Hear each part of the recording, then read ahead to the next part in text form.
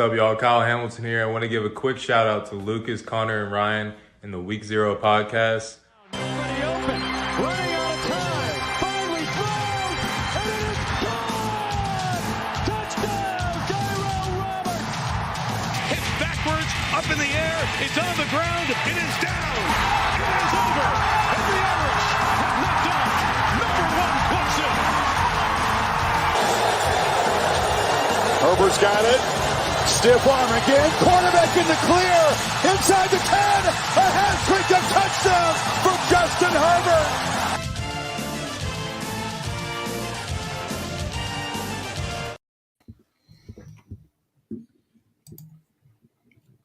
Connor, you're muted, man. Dude, my computer's getting so slow right now. What is up, ladies and gentlemen? Welcome to the Week 0 podcast. As you can see, we have very special guests below us. Below me, Adam, FivePoints Vids, the world-famous stadium expert, of course, is here. I am your host, Connor. Japan got their revenge on Germany. Doherty. Ryan, he hates the Trojans breaking on him all the time. Frabble, that's why he uses magnums. And Lucas, our floor is your ceiling, McKnight, jabbing at Oregon State fans, I'm sure. But Yes, welcome, Adam. I'm glad that you could join us. Obviously, we all know that you're a big Giants fan, but there's been some kind of news that have affected you as a college football fan. Is that right? Yeah, my dad and my brother went to Auburn. I actually grew up in Alabama, so like when you're born in Alabama, you have to choose whether you're a Tiger fan or an Alabama fan, and I guess I chose wrong because being an Auburn fan is really tough. Like, I'm from Alabama. Like, I could have been like, hey, roll Tide. You know, like, no one would have hated me. No one would have said, even though other than your own dad and your other than your own dad. Other than my own dad and my own brother. But that happens, right? Like, you see a UVA have a kid go to Tech, you know, like it happens. But do they dunk? Do they, when you're born, do they baptize you in like a bowl, in like an orange bowl? Yeah, like it's either orange or red. Water? Mm-hmm. Yeah, like they just it's like religion down there in Alabama for sure. Like the Iron Bowl, every household will watch it. At least that's the way it was when I was down there, and it doesn't matter who it is. Like rich people, poor people, they're all watching the Iron Bowl. But anyways, they hired Hugh Freeze, which I did not agree with. Yeah, I thought that maybe Cadillac Williams might have earned the job, you know, like at least get someone who cares, you know, I thought so too. Get someone who's an alumni that's going to recruit people and be like, let me tell you about the experience at Auburn, you know, and like capitalize on those kids that grew up as fans of Auburn, you know, like to have Hugh Freeze in there. It's just like, you know, like whatever, you know, he just seems like a retread. And that seems to be what Harsin was a damn retread. So it's kind of rough that and Hugh Freeze is also creepy as hell too. So just to have him especially after going from Harsin, who had that alleged mistress, you know, that he go from mistresses to escorts. Yeah, that's you know what? That's very much a lateral move. Who do you respect more? You know, at least Hugh Freeze is like conducting business. You know. Yeah, to be fair, he's paying somebody. He's helping the local economy in a way. Freeze. Yeah, but he's distributing. And then you know what? At least you got a guy that could help run NIL for you. Yeah, exactly. Now you can. He's got connections. Now you can have the whole Louisville scandal that took their basketball championship away from 2013. Yes, that could be something that can happen now, and no one would care. How you take a championship away from someone though? Like you don't like. Anyways, it's one thing taking a championship. It's another thing taking an individual trophy. You know, both things. It's like it happened. We watched it. And those players believe that they won. Like they're not gonna forget that they won. You know, Reggie Bush they had had a that Heisman. experience. They still have the championship rings and stuff. I'm sure. Oh yeah, you keep all that stuff. You can't take the memories from those players. That's more important than the actual trophy. So yeah, I think Auburn fans have had probably the most roller coaster experience over the past since like about 2009 or so. You win a championship with Cam. You then are terrible for 2 years. You then make the national championship in 2013, and then then you back down. Then Bo Nix. Yeah, Bo Nix was garbage. Bo Nix, baby. You see what he is. He's an inconsistent, erratic, sometimes amazingly talented, just Bo Nix. That's what he is. An Oregon fan found that out. For 6 games, he dominated or whatever, and he led a powerful offense. But then when the rubber met the road, he just turtled up and looked like shit. Well, to be fair, and I will be on Lucas with this one. Me and Lucas, because I was on we called him here at the Week 0 podcast, No Nix. No Nix. Because anytime it was a big game, he'd always choke it away. I will say that if Bo Nix is healthy, in my opinion, Oregon goes 12-1, goes to the CFP, and wins the Pac-12 title. And I'm sure that's exactly what Lucas was going to say, because dude could not run. Like with that injury. I mean, he was banged up, but like it's just the story of Bo Nix. Like he's not. They had they were in a wonderful position to go to the college football playoff, and for whatever reason, unfortunately, whether it's injury or just Bo Nix, Bo Nixing, they didn't, unfortunately. Yeah, I think that. And he'll be a pro. That's the thing. Is like, he's going to go on to the NFL. He's going to be a mediocre or if not terrible backup for someone. And I mean, I don't even know if he'll be a backup, to be honest. He might not make a practice squad. He'll get drafted. He'll get drafted though. Like if Ken Dorsey played in the NFL, like, and he was just because he won, a lot. He was not a good quarterback. It just bothers me sometimes when these teams take quarterbacks that are just trash. Hey, man, Ian Book made a 53-man roster and started a few games. He did? He started one game. No, he started a playoff game, didn't he? In the pandemic. I think he did. Was that versus the Bears? That Bears game during the pandemic? But the Bears lost that game because I remember Mr. Trubisky got MVP. Ian Book is garbage, but he still made a 53-man roster. He did. Bo Nix is like Brock Purdy. And it's crazy how good you freaking have to be just to be that bad. Like, oh my God.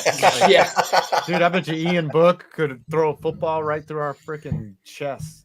And you'd be like, oh my God. Hey, he's the winningest quarterback of all time in Notre Dame history. So, I mean. That's what with Grossi. Tom, Tom, he got to work out with Kurt Benkert. And Kurt's he's only been a taxi squad guy for his entire life. And dude, he was saying that when he threw it as hard as he could, it was like scary. Unbelievable pace on the ball. And that's how freakish watching that guy play Madden is hysterical. Yeah. But yeah, I willfully admit I did try about a week or two ago to try and reach back out to Hugh Freeze's daughter set up an email, because that's why I forgot to. Because I mentioned before we started the show that we had to interview Hugh Freeze, and it was all because he replied to a tweet that was a reply that I did on Twitter about Virginia Tech loses a game last year, and someone's like, Hugh Freeze should be our head coach. I'm like, the only way Hugh Freeze is going to be on our head coach is he'll be standing on the sidelines or the visitors' sidelines at Virginia Tech. And then Hugh Freeze was like, "Thanks for the support, man." He replied, "He is the most clueless." Have you ever seen? I didn't even at him. I didn't include his at thing. I just said Hugh Freeze, and he just must have been scrolling through Twitter and just he was searching his own name. Was what he was like, let me see what he would say about he was looking for escorts to find. Should have been on TikTok. Because he was coaching at Liberty, and that's in Virginia. So I'm sure he was looking for some people from around Virginia Tech, probably because they played at Virginia Tech a few years ago. So the funniest part about it was so Connor reaches out to his I DM him and I slide in there and I'm just like, hey, can we interview? He's like, sure, but here, let me give you my daughter's email because she was like a secretary or something, right? Yeah. Oh yeah. So we're going back and forth, send this up, and then we finally get him, and we're like, "Can we talk about what happened to Ole Miss a little bit?" He's like, she said we couldn't, talk about mention that. anything about Ole Miss. Yeah. But then when we get there, we're like, We asked you about Ole Miss. Yeah. And he's like, sure, but we kind of danced around the subject a little bit. We just asked, what went wrong and stuff. But yeah, it was like a 30-minute interview. It was really fun. Oh, okay. That's cool. But Ryan's dumbass decided to pop in. Hey, you know what? I was halfway through asleep. it. I was asleep, man. And so, because like they had it set for a specific time, and they didn't tell me that, hey, by the way, we moved it up an hour. So I'm sitting there asleep, and I didn't know that they were already interviewing from like the 30 minutes. So I get up and I didn't even check the chat. I just hurry, get up, get dressed, and then hop in the StreamYard. And he just pops in with this shit-eating grin all of a sudden, and me and this other guy we used to do with Andrew Coster, who I think he mentioned he might have been in a group chat with you. Yeah, Cost Sports. He owns Cost Sports. Cost Sports. He's moved on with other stuff in his life. Gotcha. But Ryan just jumps in and immediately Coster is pissed. Like he goes from happy and to like straight face, trying not to like look mad, and he blows up on Ryan afterwards. So that was a fun interaction. Hey, but you know what? Hugh Freeze was a really nice guy, man. Like, I'm sure he is. Like, but he's also super a creep. clueless. Yeah, he's a creep. Weird. He's a And, creep. like, have you ever seen his text exchange, his DMs with 3-year Letterman? No, They're hilarious. Because 3 years, like trying to troll him, he's like, "You're the best, man. God bless." And he's like, he's like, "I'm a youth football coaching legend, Coach Freeze." And he's like, "Yep, you're the best, buddy. Thanks for the support." And he was like, see, that was the same way. He was completely clueless that I was actually mocking him and stuff. he might just be playing it that way. You know what I It mean? could Like be a he's game. just like, Yeah. Hey, you know He what? was pretty uniform though with all of his questions. You know, watching it back, it was very like politically correct. speak. Everything like exactly. Speak, like He really knew how to trying dance. not He to knew be too crazy. Yeah, he knew how to dance around it and everything. So Hey, you know what? The good thing I wasn't on it. I would have pushed for the hard hitting questions and the hard hitting answers just to get a headline. Hey, you know what, Lucas? He sold you a faulty product, though. He was a good enough coach to sell you Malik Willis. Hey, okay, we went 1-1 in those games, and we went to OT. and he threw about. See, I disagree. 12 passes total. Yeah. I think Malik Willis is going to be good. He's one of those guys that comes in low and you sell high on him. Like it's like he's got the athleticism and the talent and the drive to want to be good. So I think I don't hate that pick at all. I didn't, especially. Well, you got him in the 5th round. Was it 5th round? It was third round. Third round? Yeah, it you got him third late round, and too. Get him then, like, yeah, I'll take that any day. Well, I don't think anybody wanted a quarterback last year for whatever reason, except the Steelers. Oh, That That was a the- weird quarterback boy. draft. I don't think So, you'll yeah, see James- that. Oh, Jinx, Ryan does all the editing. He's the backbone of this entire thing. I'm just the pretty face that Literally, Lucas and So Connor are pretty the face. pretty faces of this show. I literally do Yeah. everything in an Well, Ryan we does actually everything. have jobs, and I'm like I he have a works job at too, an airport. don't- I'm don't a act like I TV don't have a job. reporter. No, I'm really? curious. Yeah. Yeah.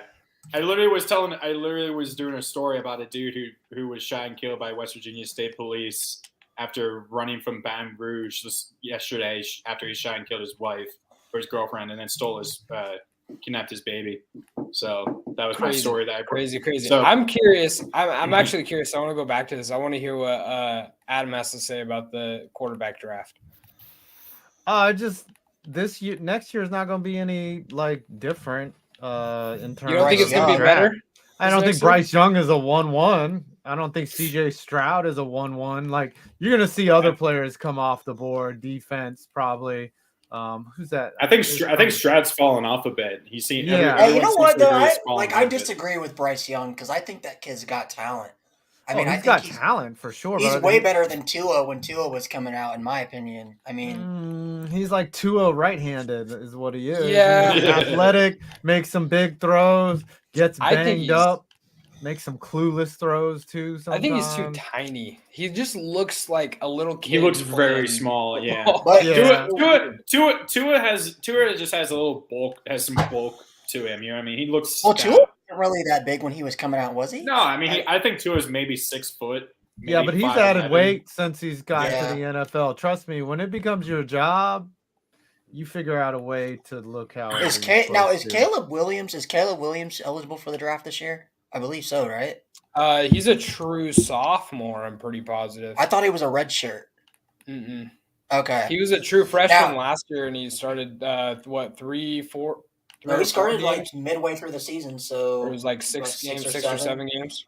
He came in for the Texas game, and of course, I'll tell you what though, CJ say he was going to cut your balls off, Lucas, because you called that he would blow the lead.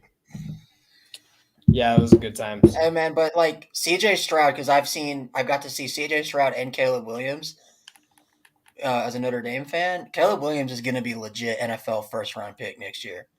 Like the fact that dude, I will admit USC got away with like a ton of holding calls, but like that play that he did where it single-handedly just gave him the Heisman, and he was doing it like every play, getting out of sacks. I mean, Isaiah Foskey's a legitimate first-round NFL draft pick, and Foskey couldn't even get him down, and he's just sitting there like breaking tackles. That dude's legs, like talk about Saquon Barkley legs on a quarterback. He's a thick boy. He's a thick boy for sure. Adam, what are your thoughts on Caleb? I mean, sorry, I was looking up who they think is going to go next year, so I kind of missed that segment. Got it. So Caleb Williams. You're good. I think Caleb Williams already has the Heisman. He has the Heisman box for sure. Yeah, he does kind of remind me of Mahomes a little bit. Yeah, he's got the hair. The only thing that's going to hurt him is that West Coast bias, because a lot of people don't see him. But once they see him play in the college football playoff, because they will win. They're going to win the big whatever the Pac-12, the Pac-12 championship. Like they should. Do they play who do they play? Washington, Utah. Oh, Utah. Yeah, Utah. Like they're going to the freaking CFP, so people will learn who Caleb Williams is when they see him there, and yeah, he'll probably win the Heisman. But a lot of draft experts though are saying Bryce Young would probably go number 1 overall to Houston. I mean, to me, that's do they still have Houston as needing everything like they were showing last year? Does need everything. Holy crap! So what are they just giving up on Davis Mills already? Oh yeah, well he was a stopgap anyway. Okay, I just figured they were going to invest in him. Kyle Allen, who's he's a tank commander. He's not going to be any good. They're both tank commanders. They're just like, all right, yeah, let's get 1 win for the entire season and just call it. I totally want the Texans to win though this week against Deshaun Watson. Oh, that would be great, but it's not going to happen, unfortunately. The storylines. Freaking bad, man. They're just garbage. Yeah, I think we should just move on. I think we just need to move on and skip that first segment. Let's just go to the playoff reactions, I guess. Actually, real quick, what's your guys' thoughts on the playoff expansion starting in 2024? Beautiful. I like it. Yeah, hopefully it'll reward teams for having good seasons. Like, I think regular season should matter. I'm a little old school. Like, when I was young, before they even had the BCS, like, dude, their regular season, week 3, that game was like a national championship. Where do you get a scenario where week 2 could be where the entire national championship is decided when Florida plays Auburn? Like it made the regular season so much more valuable. Now, I always like playoffs. I like how the high stakes leverage of the playoffs, but that as well, like, I guess it's the uncertainty of not knowing whether that game really mattered and having to look back at it. But yeah, I think having the playoffs be expanded is good, especially because it'll shut all those people up. They're always like, well, if we would have played them on a neutral field, blah, blah, blah. Shut up, TCU. Go out and take your ass whipping, or Cincinnati. Like, you saw Cincinnati had no business being there last year, but they were, they were. Yeah. Hey, man, I feel like beat Notre Dame. Yeah, but that's not a very hard thing to do these days. So they were so overmatched in that game. You could just see from the start. You're like, oh wow, this team is outmatched. Like, besides Ahmad Gardner, I mean, Desmond Ridder tried everything he could in that game. He just didn't have the athletes to. Yeah. You could tell he was like, okay, Ritter's good, but who's he got?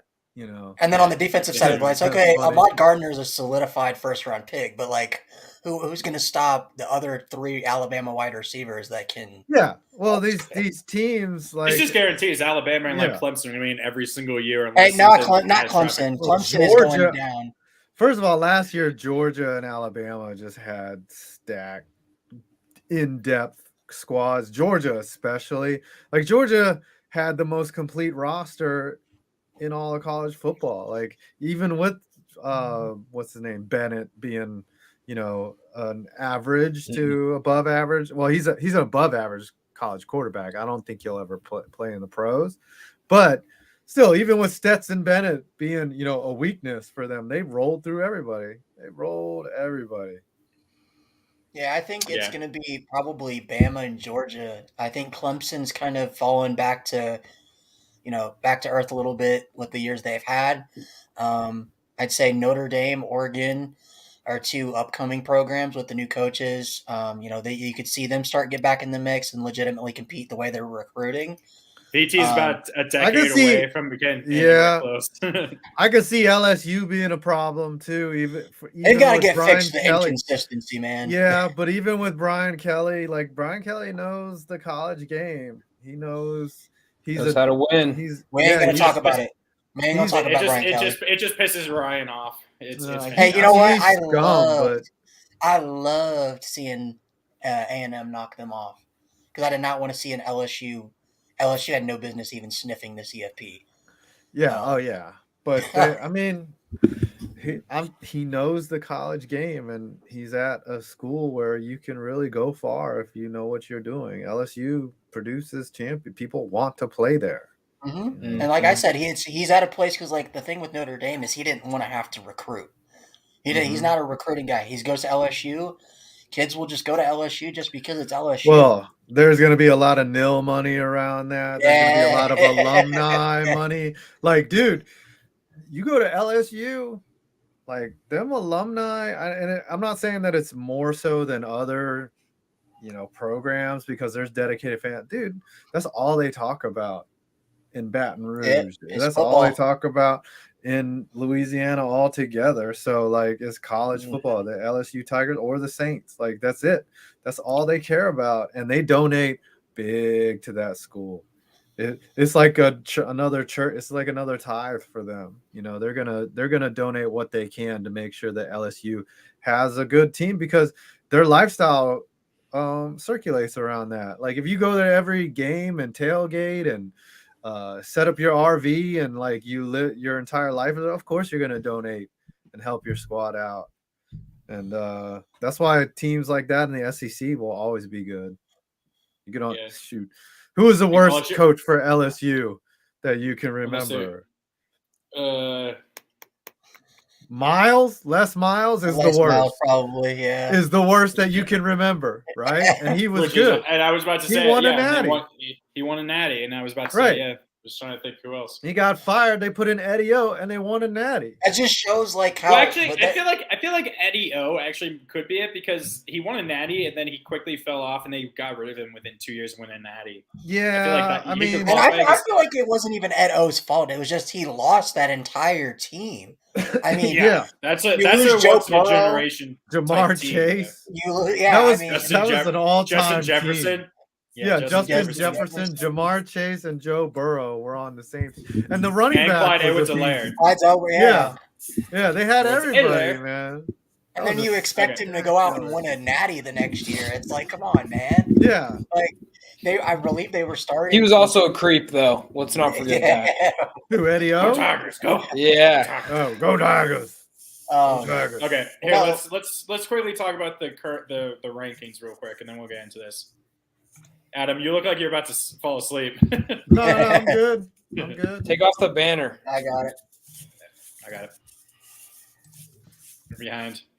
Okay. So obviously right now we have Georgia, Michigan, TCU, USC. They control their own destinies. They win their championships and they're easily in. I feel like even Georgia, if they lose, could still make it. But so all the others are a little bit question mark. I feel like they have to win to make it. What are you I guys' think it would thoughts be on this? great if TCU makes it because their fans have been talking ever since Andy Dalton was there. It's like, oh, we deserve a shot. We deserve a shot. Well, take your shot. And then Well, 2020 was it 15? 2015, they definitely should have been over Ohio State, but yeah, but who won that one? Is that Ohio the year State that ended Ohio up State winning the did? Natty. Yeah, won so the Natty. Ohio State ends up winning the Natty, even though they shouldn't have been there. That's After right. losing to Virginia Tech, who was a very But I think mediocre Ohio team that State year. beat Alabama, right? Yeah, it was they beat them. That's when they had Zeke. Yeah. Yeah, that was So- Zeke. Yeah, that Oh, was no, that was Bama. Zeke and Cordell Jones for those 3 Yeah, games. The Cordell Big Ten Jones. championship and then the Yeah. playoffs. And Cordell Jones turned that into going into the NFL and got drafted in like the 5th or 6th round. Yeah, he got way overpicked because he. Some ended people, up some being, people said, "Oh, he's gonna be a first round pick just off those 3." Isn't he like in the XFL or USFL? Yeah, he's now? XFL or one of Yeah. those. I know he played for the AAF, I think. But Oh, anyways, man. no, I'd love to see TCU take their shot because then I could not have to hear all the Meanwhile, Yeah, Lucas has been TCU should- Lucas has been all over them, saying they're not gonna. Hey be good or man, anything. don't sleep on Max Duggan, man. Max I don't Duggan think is they're a good. player. That dude is gonna. I'm sleeping. I really Do not don't think sleep. he's all that good. Max- he's playing He's playing in the second worst Power 5 conference right I would now. not. Hey, TCU has should the have number lost, one strength of schedule. It's the number one strength of schedule because they're playing against teams that they just feel like putting in the top 25. No, That's okay. the only reason why it looks good. Lucas, It's the come on, only man. reason why it looks good. They have wins against the number 10 ranked team, the number 20th ranked team, Tell me what teams those are. Texas and Kansas State. Right. And Who did everybody Kansas thinks State Texas have is playing really good. quarterback that game? Their backup, Will Howard, who's been balling the last couple weeks. And then he got hurt, and then they Didn't lost they by beat? 10. Didn't they beat Quinn Ewers when he was there for Texas though? Yeah, they held Quinn Ewers to no touchdowns, and they held Texas to 3 offensive points. And Quinn Ewers in Texas is the same as North Carolina State right now, where they're only ranked so the CFP committee doesn't make themselves look dumb. I don't The know, only man. reason. I just feel like you got to give TCU. I mean, they went through a gauntlet. I They give them played. no credit. They played a ranked Oklahoma team at the time. Then they had to go play on the road at a ranked Kansas. Then they had to go. Believe they played 5 or 6 ranked teams in a row. Yeah, And then because they played Kansas when they were ranked. Kansas was ranked higher than them. They played Texas when they were ranked. They'll be playing Kansas State again. And they beat Kansas State at Kansas State. It wasn't like it was at TCU and Yeah. K-State is ranked 10 right now, so like That's a good quality game. win. But Yeah. they're also healthy. So Martinez is starting again, and he's clearly by far and away their best quarterback. I don't know. I mean, every single year we're gonna have blowouts in the CFP. It's always gonna happen. we already know who the 2 we're gonna blowouts are see going to it be. again. If it stays pat, it's going to be TCU and Michigan, because Michigan without Blake Corum is not. Yeah, They're not doing anything. So now watch Ohio State somehow get in there. I mean, I disagree with that heavily because I think Donovan Edwards is really, really good, and he's going to. Oh no, he's solid, think, man, but he's not Blake Corum. Like Blake Corum is just a different level athlete. Right, that's true. But I think they're going to blow out TCU. Georgia's probably going to beat USC by 10 to 17 points, and then, I mean, Georgia's just going to end up destroying. Georgia's going to win.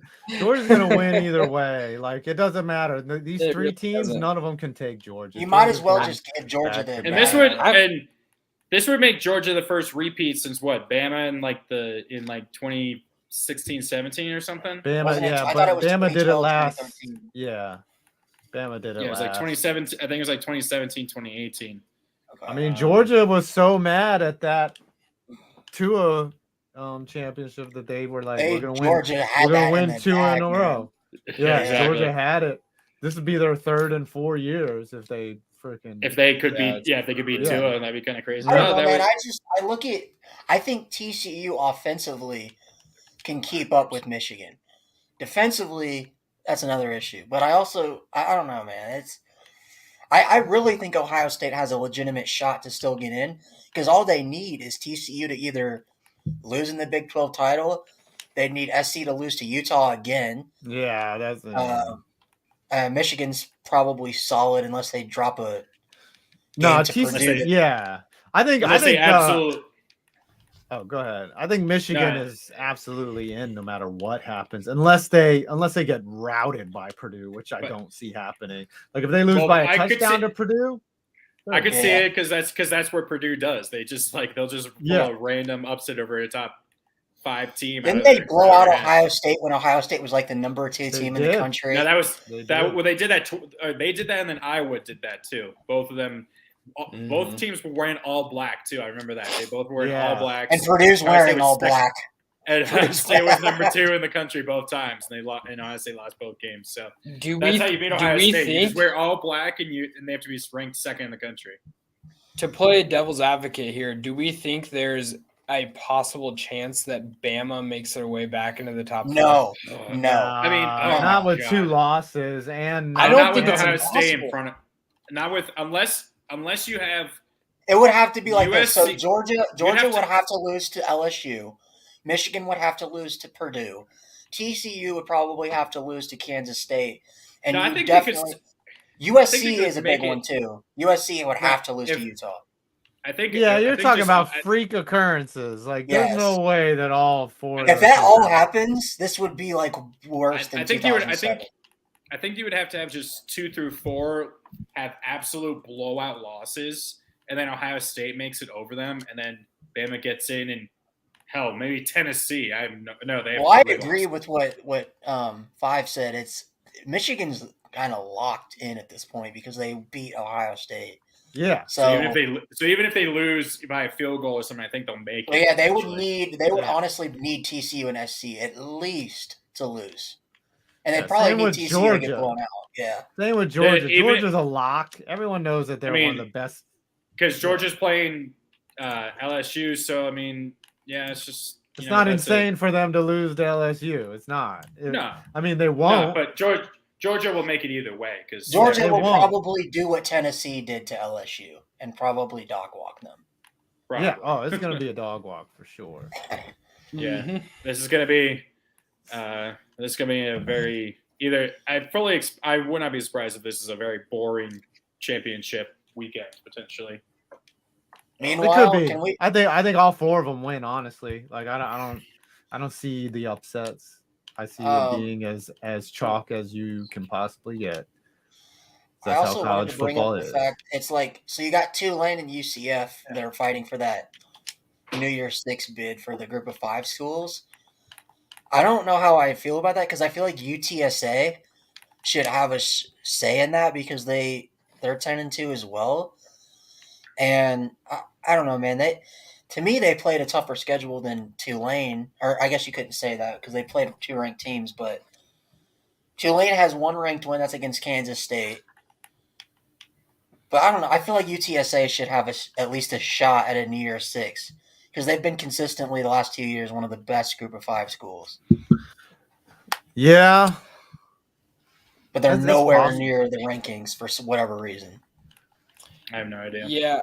Yeah, I'm not sure about that. My question is about this Pac-12 rankings because not that it really matters, but this is just me being a Pac-12 fan. I get putting Oregon State above Oregon, obviously, because of the head-to-head. Why is Utah number 11? Just to make that USC game look better. That's why. Because did they lose to Washington, or who did they lose? Utah has losses to Oregon, UCLA, and who else was the other? Florida. They lost to Florida. But Washington only has 2 losses. I know one of them was really bad to Arizona State, but you could call Arizona State and Florida almost close. I mean, as of how bad the teams are. Yeah. Florida's pretty bad. And they're 10-2. I don't know why Washington isn't Florida. Okay, ranked up. Does it make you feel better as an Auburn fan that Florida's bad because that's kind of a rivalry game, right, between Auburn and Florida a bit? A little bit, yeah. This game is about to start. Who we taking? UTSA or North Texas. So, that game is about to start. Who are you taking, Adam? It just kicked off. I'm gonna say UTSA. They'll probably get it done. What are you I think we're doing, all taking Lucas? UTSA, Are you right? going All North right, Texas? I'm taking North Texas. I'm going Yes. UTSA. Oh yeah. So yeah, Adam. He has to go opposite. Lucas has to go opposite me. I only have to win like 2 more points to win Pick'ems. Yeah. So he's got to get everyone right, Yeah. basically. Damn. At this point, it doesn't matter. Sorry, because... Denny. I'm sorry to hear that. But He's yeah, really I mad see about what you Florida. mean, though, Lucas. Utah, and honestly, the Pac-12 got rid of the whole divisions thing to prevent this type of situation where you have a 3 or 4 loss team in the title game, just to have it happen anyway because of their dumb tiebreakers. Washington should be playing USC. Well, I mean, so not really, because they've already switched to this, like the top 2 teams. Mm-hmm. I mean, Washington has 2. They lost the tiebreaker. They lost the tiebreaker. I mean, that's just how it is, and that's how every conference is. It doesn't matter at that point. I don't know, man. I'm skipping the Heisman because I think we can all say Caleb Williams probably. I just feel like Washington right now. I know Utah has already beaten USC, but with the way Michael Penix is playing, Washington might have a legit shot to beat USC. Oh, I agree, and that's why they're going to be in the Rose Bowl if USC wins the Pac. Washington is and it's sad because of all Washington had to do is handle business against Arizona State, and they're probably in the playoff right now. Or at least in the discussion. I don't disagree. Their only losses to now 17, I believe, UCLA. And that was on the road. And Pac-12 after a dark game, which those games are always weird. Yep. Okay. So I decided to skip over the Heisman because I think we all said Caleb Williams is probably going to win it. I was asking that because, like, who else are you going to send to New York? Because I don't know. Maybe I feel like if he hadn't gotten injured, Hooker probably would have been there. That was our favorite. That was our collective favorite player. Adam was Hendon Hooker. Nah, man, he was our favorite hooker. That is true. I think if you send 5, I mean, I guess we can kind of go over it. If you send 5, we lost Connor. There goes Connor. But if you send 5, I would say probably Caleb Williams, C.J. Stroud would have to go. Duggan, Blake Corum, probably Duggan, and then Hooker or Bo Nix, either one you want to pick, or even You're not inviting Bryce Young. It's tough. You're not inviting Bryce Young. I don't think so. You're not inviting Stetson Bennett either. Do you know how the voting works? Like, it's not the best player; it's who campaigned. Yeah, it's who wanted to actually win it. So, like, none of those guys really are. They probably don't have PR teams that give it, like, it's to inflate the school that they went to. It's like, oh yeah, if you come here, you'll get at least nominated for a Heisman. You know, who doesn't want to see Bo Nix in New York? I mean, let's be honest here. I don't know. I don't know about that. We know Josh doesn't. I think it's going to be the same. It's going to be Stetson Bennett. It's going to be Caleb Williams, who probably deserves it. And then, what's his name? Bryce Young. Sorry, I had to mute myself. You think? I don't know. I think that loss to LSU kind of eliminated Bryce Young from it. Yeah, but again, he's on nil. He's on commercials. Like UTSA already scored a touchdown. God. Yeah. Man, that's rough. Right off the bat, huh? Yeah. Meanwhile, Lucas is gonna give 1 minute. 1 minute into literally. How much time is there in the game? Yeah, it's been like 2 minutes. They got a big run. Okay. See, this is why Lucas is saying going forward, I have to go first every time, so you can pick against me every time. Hey, Lucas, you better be careful, man, or else you're gonna lose second place. Honestly, if you're not first, you're last. So I don't really care. That's true. Hey, man. Okay. Second place is better for me. So stunners and bummers, for those who don't know, I explained it to Adam. Hopefully I made it clear. This is our players and our coaches that did great. And that's our stunner. And then our bummers are the guys who bummed us out because they played like absolute dog shit. So okay. Yeah. Adam, did you have anybody in particular that you were able to think of when I told you? In terms of just overall college? Yeah. Yeah, just any one player or coach that that surprised you or like was a From this great last coach or player. weekend. From this last week, from Rivalry Week. I was very stunned by Michigan's efficiency in the second half, how they just turned it on and just put Ohio State away. So I was stunned because usually, it's been hard for Harbaugh to win 2 in a row against Ohio State. I find it hilarious now how Michigan was willing to stick with Harbaugh for so long after failings for so long against Ohio State and Michigan State. And meanwhile, Ryan Day, after 3 or 4 years, and now has 2 losses to Michigan, is like Ohio State fans want him gone. Yeah, that's how it is in both of those. 2 in a row. But it's like coach. I think Ryan Day's a good coach. I think he's. But Harbaugh was like 0-5, 0-6 against Ohio State. Oh yeah. I mean, he had a rough. That's how it goes, though. Like, credit to their administration for sticking with him. Now, if he would have lost last year, I think he would have got fired. I think he would have got. I could see that, but he got it done. He went to the playoff, and so now he's twice in a row. He's got security now. Got job security. Yeah, definitely. But I guess my bummer is just Auburn losing to not even getting their ass kicked. Like, they got their ass removed from Alabama. Like, it was just ugly early, and it sucked. Carnell Williams, obviously just the interim guy, trying to take over. But I guess the Hugh Freeze era has begun, and that's how the Harsin era ends with a harsh loss to a not very good Alabama team this year. I wouldn't say they're bad. I mean, Alabama's they're bad by their standards. Yeah, they're bad by their standards. Alabama standards. Yeah. All right, Lucas. Wait, what? Sorry, I just there's a ESPN notification about Hugh Freeze. Yeah. Oh, what do we got? In 2018, when several SEC schools were interested in hiring Hugh Freeze, SEC Commissioner Greg Sankey sent out a memorandum to conference presidents, chancellors, and athletic directors to inform them of Freeze's status with respect to the conference. While Sankey's 2018 memo, which was obtained by ESPN, did not prohibit schools from hiring Freeze, it was a stern reminder of the conditions and restrictions related to Freeze if an SEC school had chosen to hire him at that point. Per NCAA penalties, Freeze would have faced suspension for the first 2 conference games of the 2018 season, but only as a head coach and not as an assistant coach.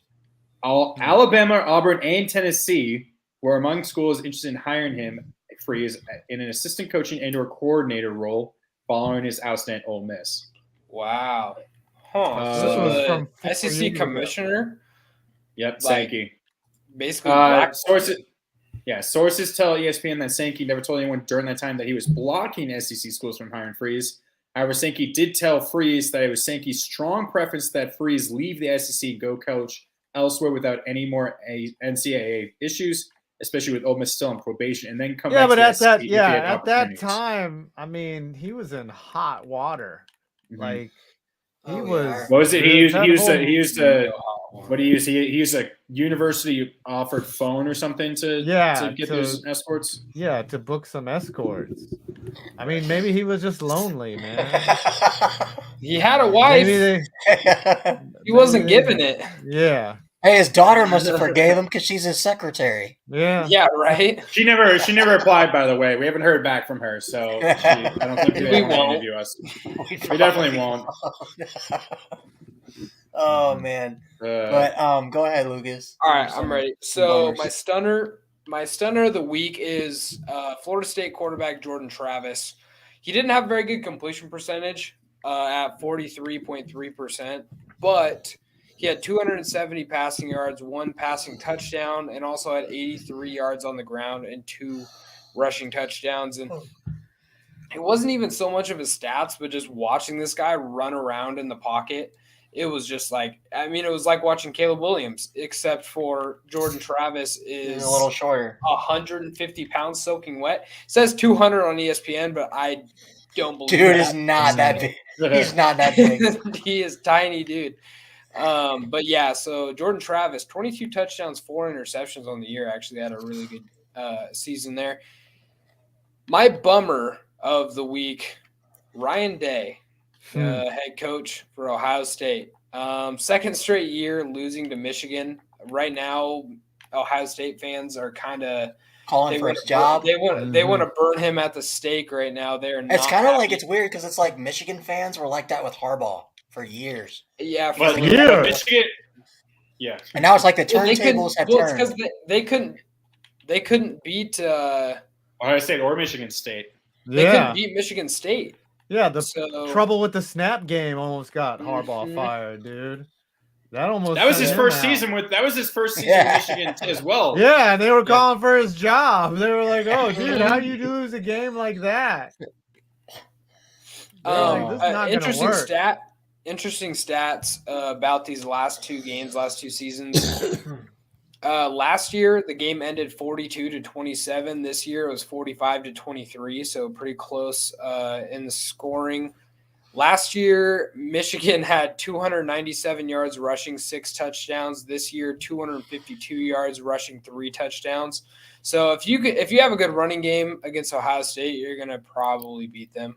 That made that very apparent. That just lets you know how good their running game is. Like, that's a good. Well, they core him in.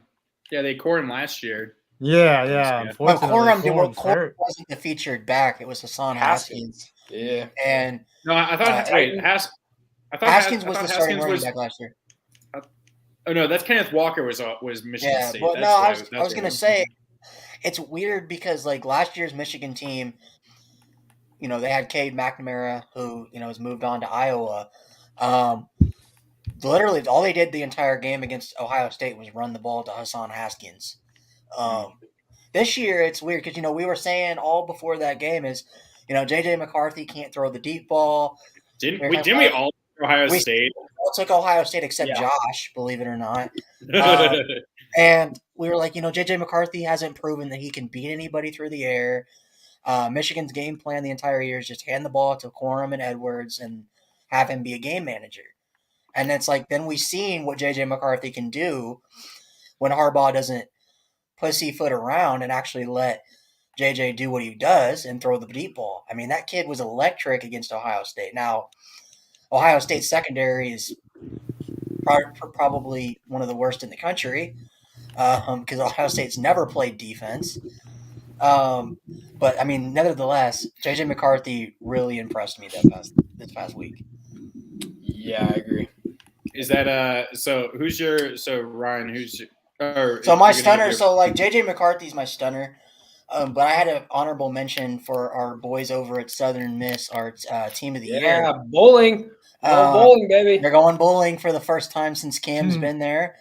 Cam is a finalist for both Sun Belt Conference Special Teams Player of the Year and Sun Belt Conference Defensive Player of the Year. Shout out to our boy Cam. They're going bowling, but my honorable mention is Frank Gore Jr., the running back for the Southern Miss Golden Eagles. He rushed for, he actually threw a pass, so he was 1 for 1 for 13 yards. And then he had 24 rushes for 199 yards, averaged 8.3 yards a carry and 2 touchdowns on their way to going to a bowl game. So, hey, Frank Gore Jr.'s got a little bit of his dad in him, I'd say. Yeah, sounds like it. He's not as big as his dad. I think he's a pretty skinny guy, but I mean, he probably has that speed though. Yeah. Yeah. And then my bummer is going to be the quarterback for Wyoming. Dude went 12 for 29 passing, only completed 40% of his passes for 104 yards and 2 interceptions, and a 30-0 loss to Fresno State. Oof. Yeah. The best FSU in the country. The real FSU, man. Yeah, the real FSU. The real FSU. So my stunner, I have 2 actually. First is Caleb Williams, 18 for 22, 232 yards, 1 touchdown passing.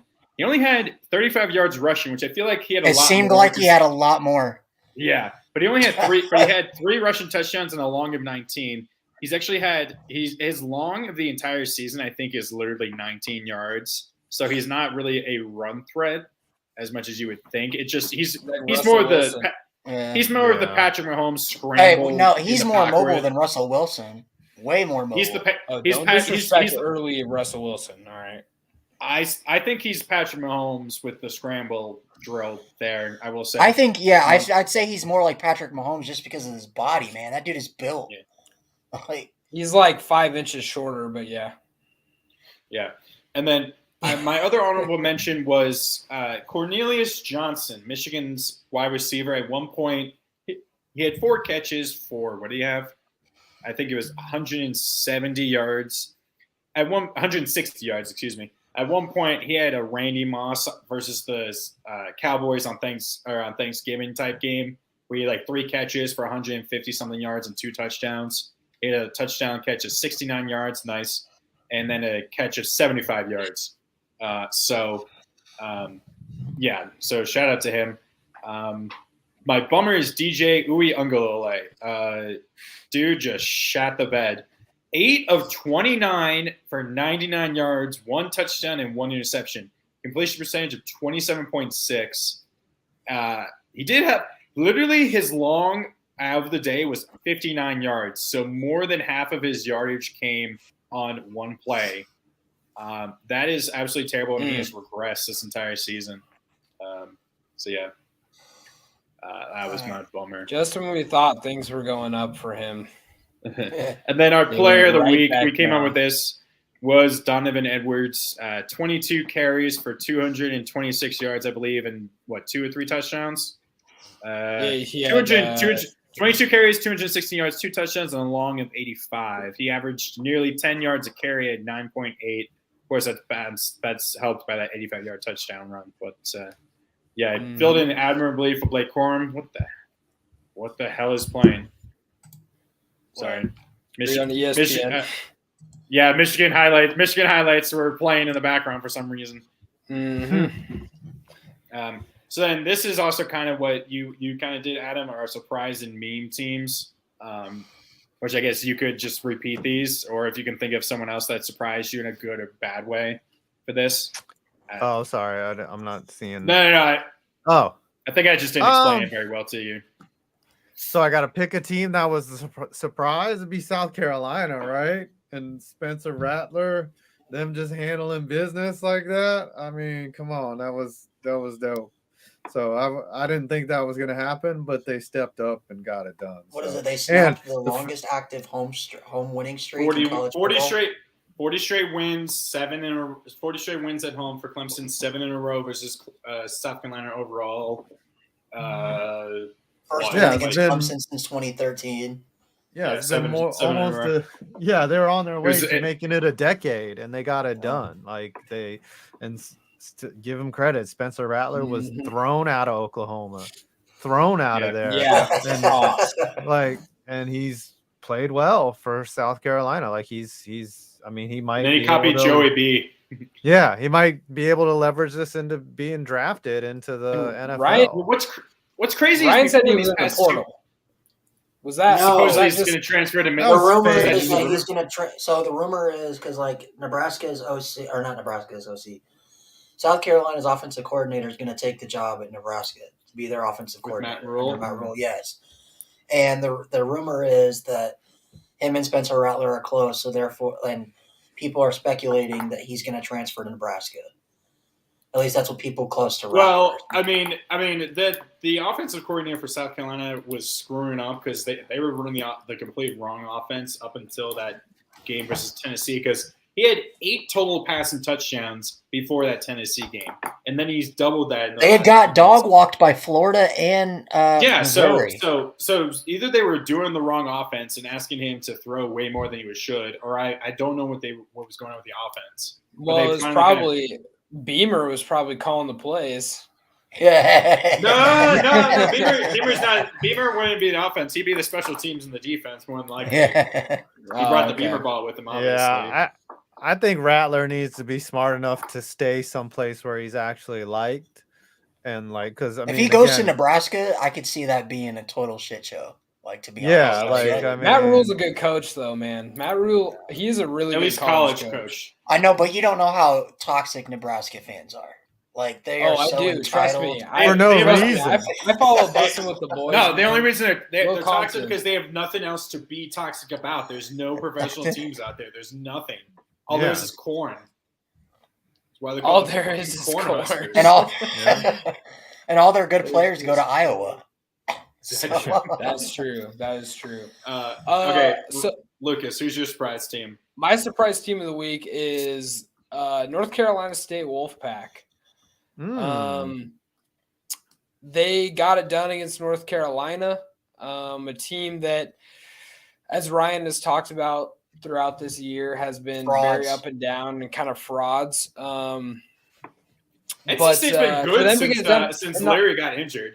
no, well, they, and not they've not they've really. been all I right, mean, but not. yeah, they've been But okay. the biggest part about me picking them is that Ben Finley He's made the his younger first brother start. of Ryan Finley, by the way. And he made his Oh. first start in this game. 27 for 40, 271 yards, 2 touchdowns, didn't turn the ball over. So had a really good first start in his college career. So North Carolina State still don't think they should be ranked. What happened to the but Morris they are. kid that was playing really well? Did they bench him? That's Or a did he get great injured? question. Yeah, it's probably Either got I benched don't or know. got injured. I don't know. I didn't hear, but he was playing well. I remember that. And I don't know if I you don't guys heard, but Devin Leary entered the transfer portal. The guy that was preseason ACC Player of the Year. Yeah, so did Haynes King. Everybody's in the portal, man. Everybody's in the portal. Please, pretty sure someone Texas come to A&M VT. Please come to VT. Texas A&M has lost like 15 players Yeah. to the portal. And most of them are from that number 1 ranked recruiting class, which is They're funny. like all 'Cause sophomores and freshmen. It's crazy. I think they know it's a sinking ship, and that Texas A&M is going to eat the Jimbo buyout and the 92. Hey, you know what? They got their money. They got their money, and now they're transferring to. And Jimbo is going to get his money. So, and he's going to go to BT's going to hire him, and we're going to be back to 8-4, which at this point I'll take an 8-4 season. We might see an accident, quote unquote accident with Jimbo Fisher with the amount. Okay, Ryan, who's your surprise team? My surprise team is going to be Oregon State. We didn't talk much about them this show so far. Got to give the Beavers some credit. I mean, I'm sorry, Lucas. I know that's probably a painful loss. They ran Navy's offense for the entire half. I mean, they had what, 6 Their passes? their quarterback threw the ball 12 times. He completed 3 passes. Yeah, he was 3 of 12. Or it was like 6, maybe. I don't even know. It was still. I think it was I 6. I just have it up. He was 5 of 12 Oh my god! for like 52 yards. So How many yards did they rush for though? hold on. Let me switch over. Hold on, because I took it off because it's a meme team. They were running through Oregon's defense like the Eagles were running. They through ran through Oregon's Sunday Night defense like a Football. red light. Pretty much. Well, think about this. They had 7 different running backs rush the ball. Wow. How many? And they had- Did they They had all get almost like more than 300 20 yards yards? rushing. Did each of those guys get like at least 25 yards rushing each? Or something? All of them at least got 4 carries. So what were they running? Jet sweeps or something? How do you get 7 different They ball ran- carriers? They ran halfback dives the entire game. It was just up the middle Wow. the whole time, and they just bully balled us. It was depressing to watch. But I mean, And you their don't think their quarterback completed 5 passes, and 2 of them were interceptions. So it's actually 3 of 11, 3 of 12 then. Yeah. So but you wouldn't think that type of offense would ever be able to come back from, what was it, a 31-10 deficit? You guys were up 34-17, correct?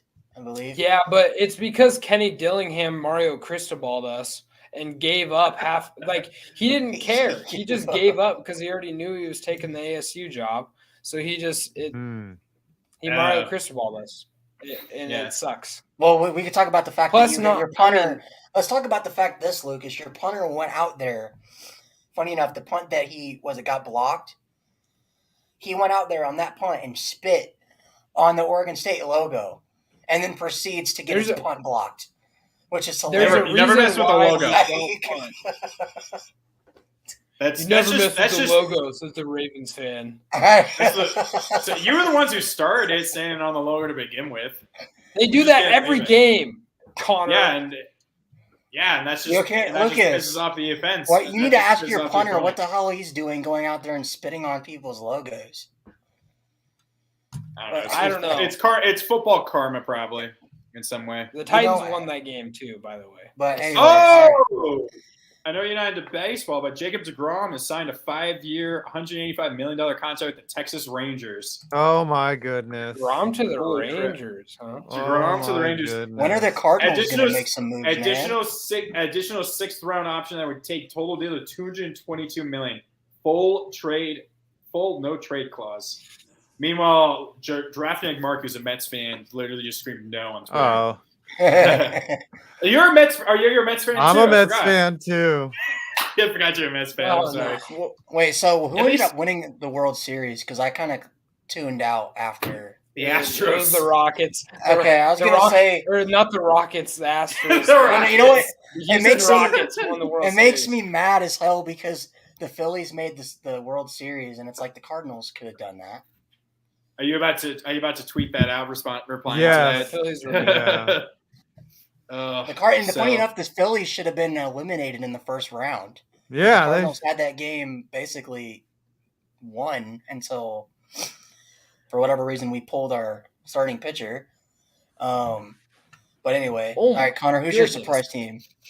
So just quickly reply to your tweet, Adam. I'm sorry, but Schadenfreude is real. So yeah, pretty much. My surprise team is LSU losing that game. They were right. Ryan Kelly shitting the bed. Yeah, but I mean, we weren't totally expecting it. But one of the nastiest one-handed catches I've ever seen. I need to see it. I can't remember what it's been a while. So clean. It was a perfect throw, and the guy it was right there. It was gotcha, clean. Was it for UTSA?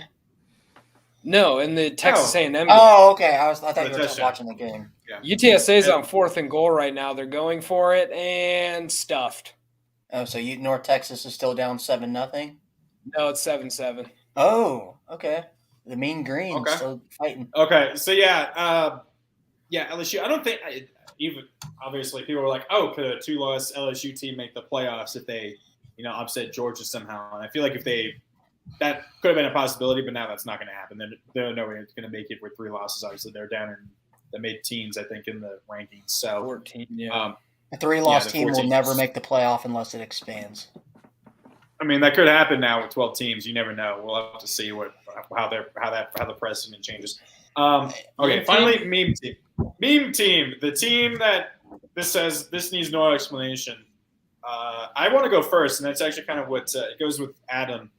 He said South Carolina, Clemson finally Clemsoning for the first time in 6 years, and it was absolutely glorious, and at home too. So, yeah, they've been Clemsoning the last 2 years. Well, Clemsoning is exactly how this game happened. You lose to a team you're not supposed to lose to, but so they weren't supposed to lose to Notre Dame. No. Well, I mean, no, they were not. Clemson should not lose any games as good as they've been the last 3-4 years. Like they're expected to make a run all the way to the CFP every year, especially with DJ. I can't say. Uyunglele. Yeah. Like he's supposed to be the next big thing. So he was supposed to be the next Trevor Lawrence. Yeah. So I don't buy that. But I mean, Clemsoning's back. It's glorious to see. It was the best meme up until Deshaun Watson finally brought them their championship, which that championship is now slightly tainted with what's happened with him. Obviously. Well, the fact that Dabo's probably gone, I mean.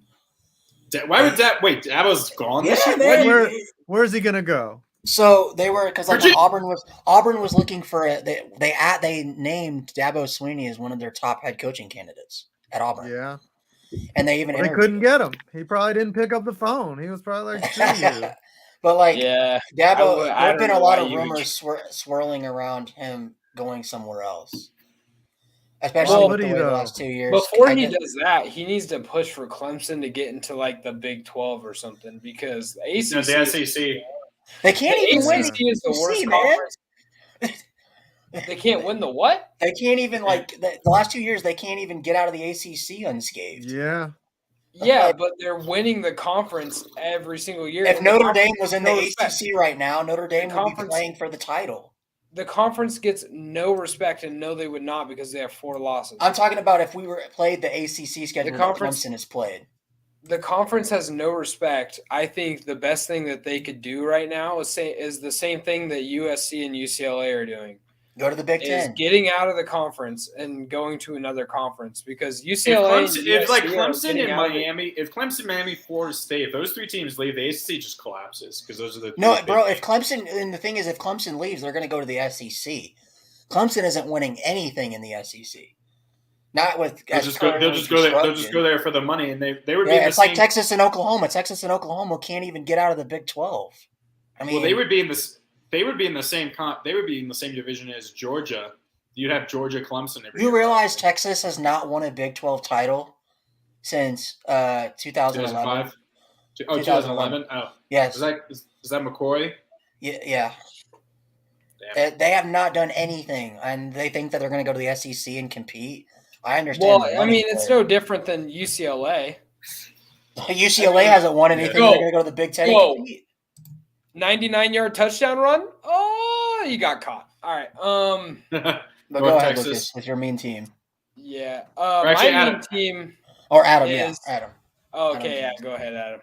Oh, yeah. I mean, I'm gonna have to go with Auburn again. They're so bad. Like they just got memed into existence and just getting clowned on by a bad a substandard Alabama team. Like, yeah, we deserve it. We got no coach, and then we go and hire Hugh Freeze. Like that's memes all on its own right there. So Yeah. We I'm forgot. gonna go We Auburn. forgot. The fact we you go forgot from to a have cheating Josh- husband, you go from a cheating husband to another cheating husband. yeah, Yeah. basically. You know what would have been funny if Hugh Freeze would have went to BYU. I mean, Liberty might as well. They're a They Christian did. university. Yeah, but they're okay with stuff like that. Clearly, Yeah, the Christian. Yeah, they've always kind of been okay with. Watch that. Zach Wilson go back to be an offensive coordinator for BYU. He goes back. He goes back to being the Cougar Hunter. Nobody would ever hire that guy to run an offense. He Mike came. He White came. just stole his job. I mean, come on. Yeah. Hey, Mike White is the GOAT, man. Don't sleep on Mike White. Yeah, I'm sleeping. But all right, Okay. go ahead. Lucas. Yeah, my mean team is my very own Oregon Ducks. And we mentioned it before. They were up 34-17, 17, I yeah. believe. Actually, no, it was 34-20 because you guys had a 20-point lead. No, it was 34-17. You sure? Yeah. I thought it was a 20-point I'm deficit. positive. It was 34-17. They started running all over us. To be fair to my Ducks, it does take away a lot of our offense if our quarterback can't run. And it's been like that. It's been like that since, for as long as I've been alive. Oregon has always had really good running quarterbacks, and it's kind of changed everything. When we have a quarterback that can't run, it looks bad. You look. I had back to listen to at, Rod Gilmore say how sad it is that Bo Nix couldn't run. Rod Gilmore should not have a job. He shouldn't be calling games. He shouldn't have a job. Him and Dave Fleming are the worst color commentators. I I've hate ever him seen in so my much. Like entire listening life. to his voice makes me I want to would- puke. I would rather listen to Ryan talk about Notre Dame for 3 hours than listen to those guys call a football game. But it sucks. It sucks watching Oregon lose like that, especially because it's not so much that we lost. Like if we would have lost a close game or something like that late and it was like back and forth throughout the game, that's one thing. But just to get your will completely crushed and just to be like they basically like outmanned us. And The fact that you guys got a 1st and goal inside the 5-yard line and you guys couldn't get in there in 4 plays.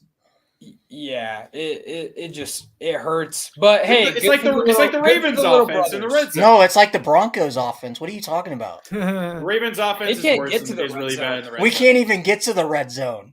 Yeah, the Ravens can't score when they get in the red zone. You'd be lucky if Russ can make it past the 50-yard line. Yeah, Russ has been bad. It's actually really weird. The Ravens apparently they're like a top 5 offense between the 20s, and then they're like bottom 5 when they're in the red zone. Hey, but you know what? It's okay because guess what? The Broncos are going to have a top 3 pick. Oh wait, never mind. Yeah. I'm just glad. I'm just glad. I shouldn't be that glad because we lost to the Jags when we should have won that game. So I'm not gonna get my hopes up too much. It's really infuriating being a Ravens fan, knowing the Ravens, if their defense was even moderately good for the entire game, would be undefeated. Which is at this hilarious point. to say about. Hey, if the Broncos just scored 18 points all season, they would be 8-2 right Yeah. now. That's insane. This is weird. It's weird that someone came up with that stat as well. and then of course the Jets go against the coin. You know what? And it's like watching Russell Wilson this season. It's like I miss Teddy Bridgewater, man. Teddy Bridgewater could get me more than. I don't think anyone's ever said that in their lives. When does Russ get benched just to prove a point? No, he's never going to get benched. They can't bench him with that contract. What are we going to bench him for, Brett Rippon? Well, there's no reason to bench him because they don't have a first-round pick. Like, yeah, maybe if he was hurt and it was to shut him down, but there's no reason to tank for them. Like, the only reason that you would, I mean, you'd see. In my opinion, though, it's more Hackett than it is Russ. But like, Hackett has to be gone. That guy still has a job. I don't know why he still. You don't fire him after 1 year, though. I mean, the dude hired another coach that was retired play caller to do like game management. But the other thing is that also the Broncos' new owners, Walmart, they're going to put the pressure on. They weren't the ones who hired Hackett, so they brought But the good thing is, I just hope that's a unique out right there. I hope that Ejiro Evero, because like the reports are that if something doesn't get cleaned up, that the Broncos will fire Hackett at the end of the season. You guys need to hire. I know. I want Evero. Evero would be an amazing head coach. You guys need to hire Bieniemy. Yeah, you guys need to hire Bieniemy. I know it's not in division, but man, I just don't want to lose Evero because Evero has us. We still have a top 10 defense in the NFL. The defense has never been an issue. It's just that. What scares me about Bieniemy is, I know we're way off topic and we're supposed to go college football, but what scares me about Bieniemy is I really do wonder how much of it. It's the same thing with the Belichick. It kind of scares me that he hasn't had a job yet. Well, that's the other thing too. I mean, sure, it's partially probably the Rooney Rule, but apparently he's also not the best in the locker room. Not a good interview. Yeah, he's not a good interview. That's a big thing. He's not good in the locker room. I've heard. But then, how much of it is Mahomes over his scheme? Well, hey, think about it this way. I feel like it's more Reed. I feel like it's they more don't have Reed Tyreek Hill this year. They don't have Tyreek Hill this year, and look at the offense. I think it's more Reed than Bieniemy, though. Is why the offense. Look at McCole Hardman. McCole Hardman was like a disappointment, and now he's like a focal point of that entire offense. Yeah, I mean, I don't know. That's true, but Ryan, also, I mean, I mean, to top that off. If you're getting paid that much to have Mahomes do everything for you and to win championships, why would you not stay in that position? Yeah, right. You might as well just stay there. Like that's why I'd rather. Why else did Josh McDaniels stay with the Patriots for so long after the Broncos mishap? Because he knew he was going to get a few more championships with the Patriots. That's why I'd rather have Colts to the altar. I'd rather have Evero just because I know he's going to get a head coaching job if the Broncos don't elevate him. He's going to go somewhere else. But anyway, my main team of the week. Meme team? No, I'm giving it right now. My main team of the week is going to be Iowa. All they had to do was beat Nebraska to make the Big Ten title. And they got absolutely dog-walked at home. That would have been hilarious if I by a Nebraska team that their interim head coach just got arrested for strangulation. So, yeah. So, for Nebraska? Yeah, I forgot about that, right? Mickey Joseph, yeah. So, yeah. That's why DeColdis Crawford is transferring. Gotcha. And their number one overall prospect is decommitted. So, we're on to the pickups. This actually should be updated to 281 for me. And, So Honestly, we should all have one more point than we do, except Lucas. Because we all took a flow and sip Akron. Man. So there's only as you can see, Adam, we do like 30 plus games per week. It's kind of nuts. Ryan, I don't know why you cause so much misery. He likes to give us like the most impossible games to choose. Like I'm not going to give you Alabama versus Auburn because he's giving us like Miami, Georgia Tech or something where like, you did do Alabama versus Auburn, and I picked Auburn. There's a reason why I'm not winning right now. Adam, can you explain why that was a bad choice? Yeah, I can tell you it was a bad choice. Hey, Lucas also took Vandy to beat Tennessee, so I'll admit I was on the Vandy bandwagon as well. I jumped on that because with Tennessee not having Hendon Hooker there, I had no reason to root for Tennessee anymore. So okay, so this right. This is not until 2 weeks. No score line because it's not until next week. But obviously, this is the last regular season game of the year. Every year, Navy at Army. I think it's in Philly because that's like the middle. That's like the midway point. This is the one game out of that's not a championship game or like Ohio State that I want to go to. As you can see, I grew up north of Annapolis so I think other than Virginia Tech, I've been to more Navy games than any other school because my Boy Scout troop used to run a stand there, so that was pretty cool. Gotcha. I'm just going to say I'm taking Navy, going to ride with Navy all day, every day, and I got that point last year because they pulled the upset last year, so I'm going to stick with Navy. Give me Navy. Go ahead, Adam. This one's tough to call because normally one is like way better than the other, and then it flip-flops. Yeah. They're both kind of around. You can see some parity in this game. Navy's probably the better team, but my gut just says Army. I'll go with Army on this one. I'm going to go Navy, beat Army. Taking Navy in this one. They've had 2 straight really good games. Put up 32 points on Notre Dame's pretty good defense, and then obviously beat UCF. So, hey, 32 points. No, 32 points in the second half as well. Yeah, riding with the hot hand. Go Navy. Yeah, I'm gonna go different here. I'm surprised you didn't take Army, Lucas, because you need that for the pick'ems. But Army's actually 5-6, by the way. So they're. Oh no, I know, I messed up with it was a typo. But no, give me Army in this one. I also because of that amazing one-handed catch that guy had for Army last week. I think you should also you just need to watch this game just for the tradition and two for the badass jerseys, the badass jerseys that these teams have. Navy's doing a NASA inspired one where they're gonna have an astronaut on the side of their helmet. So it's gonna be badass.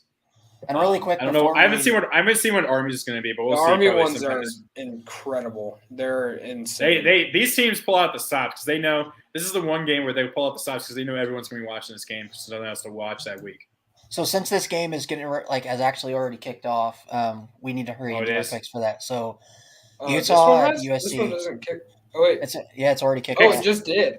Yeah. I can go ahead. I gotta go against the grain. I think Connor's gonna take USC. I gotta take Utah. I mean, they already beat him once, so they got a chance. Yeah, I'm going Utah as well. Give me the Utes and Cam Rising in the upset. Yeah, I mean, I was gonna go with USC. I think I picked them almost every time. Other than I think I got them right every time, other than that Utah game. But I'm gonna stick with the hot hand, Caleb Williams. He's won the Heisman. He'll even further solidify it with his play. And the Trojans will not break tonight. Adam? Yeah, I got USC all the way. They have a chance to go to the playoff, and it's pretty much locked up, so they better bring it. But, I mean, Utah can win for sure. But I think USC gets it done. All right. And so now and if they don't, Lincoln Riley. That'd be hilarious. Okay, the MAC championship, Toledo at Ohio. The Battle of Ohio, man. Mm-hmm. Adam, you want to go first? Yeah, I'm gonna go with Ohio on this one. Even though Toledo's favored, I'm just gonna say Ohio takes advantage of that home field advantage, and or wherever it is, neutral site MAC, wherever it is, it's at least it's not in Toledo. Isn't the MAC played in Detroit at Ford Field? Yeah, it's Detroit. Usually? Yeah, Ford Field. I think it's played at Ford Oh. Field, so it's a neutral. Yeah, well then they'll get that Ford Field, that Detroit advantage. I'll go with Ohio. That Detroit. No such thing as a Detroit advantage. Unless you're the Buffalo Bills. Oh, this one's a hard one. I've seen both these teams play. Ohio has a really good run game. They got a pretty steadily quarterback in Rourke. Mm-hmm. And that wide receiver Jones is our. Jones? Man, I think or Jacoby I think Jones. Connors, that dude is a beast. Yeah, I think Connor's gonna probably go Ohio, but I gotta go Ohio also. They just got better players, and I think they get it done. Yeah, I'm gonna go Ohio as well. Rourke is a guy that I'd love to transfer to Notre Dame. 6'6" quarterback, is really mobile with his legs and has an elite talent type of arm. Jacoby Jones is just one of the best wide receivers in college football. So yeah, give me the Bobcats of Ohio. Yeah, I was going to take Ohio only because, well, not only, but because my cousin went there. So for you, Spencer, if you ever are watching this, go Bobcats, go Ohio. Fresno State, the real FSU versus Boise State. Boise State's a 3-point favorite for the Mountain West. Adam. You know what? Ever since my boy KTO said he was big Boise State fan, I always root for Boise State because I know that would make KTO happy. So I say Boise State will win. And it's now officially a Week 0 podcast with the dog barking in the background.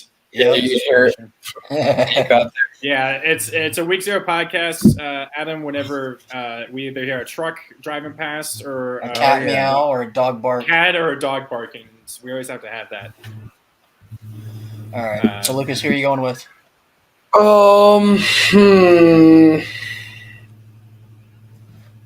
going to go with Jake Haener and the real FSU to win this game. Not been big on Boise State this year, especially after watching them get destroyed by Oregon State week 1. I know they're 9-3, but I'm going with Jake Haener. So both of these teams, so Fresno State started the year 1-4. Boise State started the year 1-3. Boise State fired their coach after that, and they haven't lost since. Therefore, I'm going to go with Fresno State because they've stuck with their quarterback. So I'm going with Lucas on this one. The Fighting Jake Haeners. Yeah, I got to go with Boise. I think I've stuck with them for most of the year. I think I only picked against them once or twice.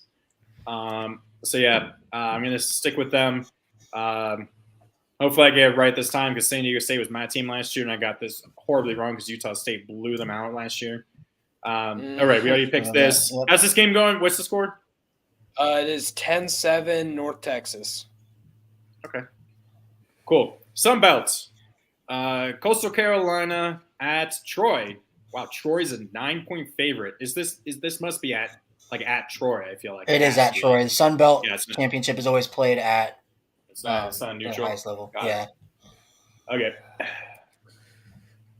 I'll go with the Chandeliers. Is that how you call them? Yeah. Coastal Carolina Chandeliers.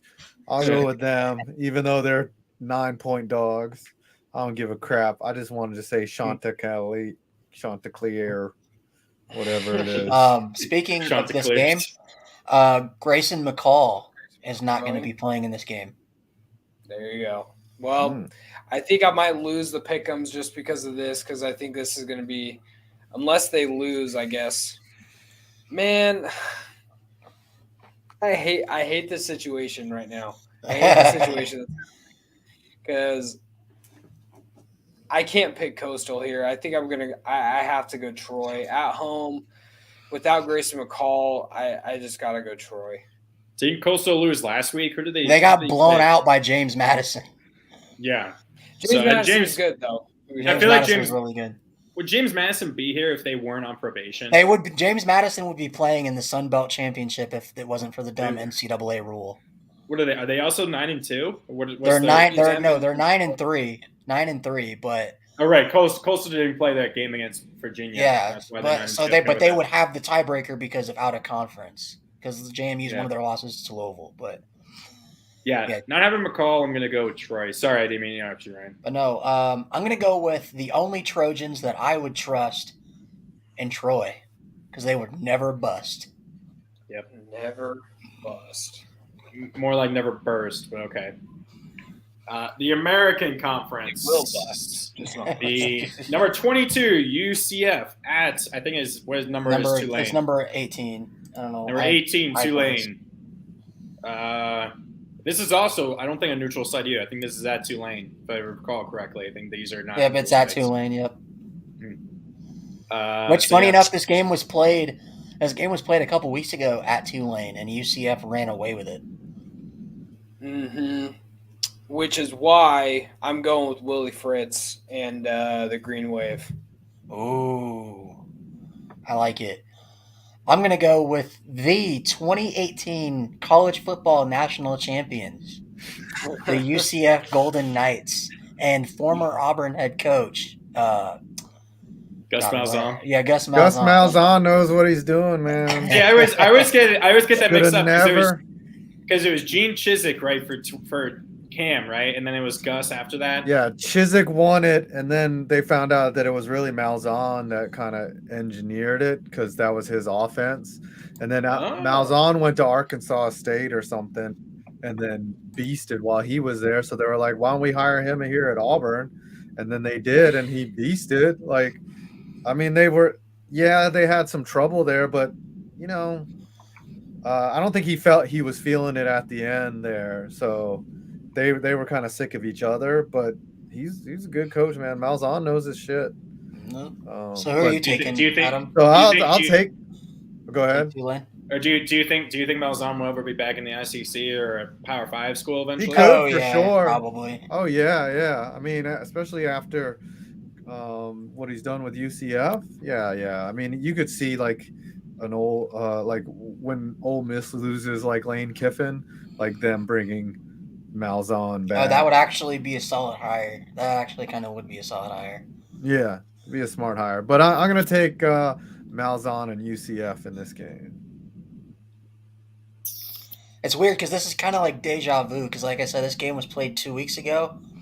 And at that time, UCF was ranked 22 and Tulane was ranked 18, the same that they're ranked right now. And the game was also played at 3 p.m. Central Time. So, yeah, it's literally deja vu. At Tulane. So, yeah, it's deja vu, man. Ryan, who are you taking? I took UCF. John Rice Plumlee, the best named quarterback in college football. Oh. I kind of want to go against – I know Lucas probably wants it. He wants that free point potentially, but this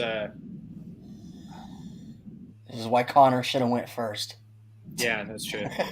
I'm going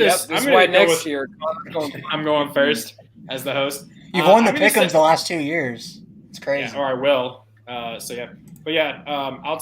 going to listen to I'm going to hope Deja Vu hits again, and I'm going to take UCF, though. I will go against Lucas. The Big Ten Championship, Purdue versus number 2 Michigan in Indy. Now, real quick, I saw this, and I just saw this on ESPN. Since the AP poll began in 1936, no unranked team has been more successful against the highest-ranked teams in the country than Purdue. They have 9 wins against AP number 1 or number 2 teams as an unranked squad, 4 more than any other program in the poll era. So they have history. Which is why I'm taking the Boilermakers to upset Michigan. Yeah, actually, you're taking them. Wow. 17-point dogs. Okay.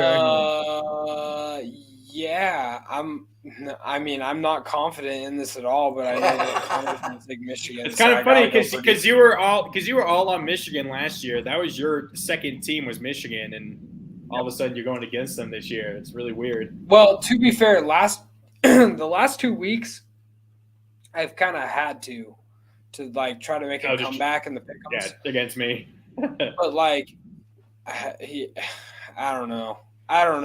I mean, I think Purdue could do it. I do think too. they can. I mean, they really could. It's not that crazy. Okay. But Adam, you want to go ahead?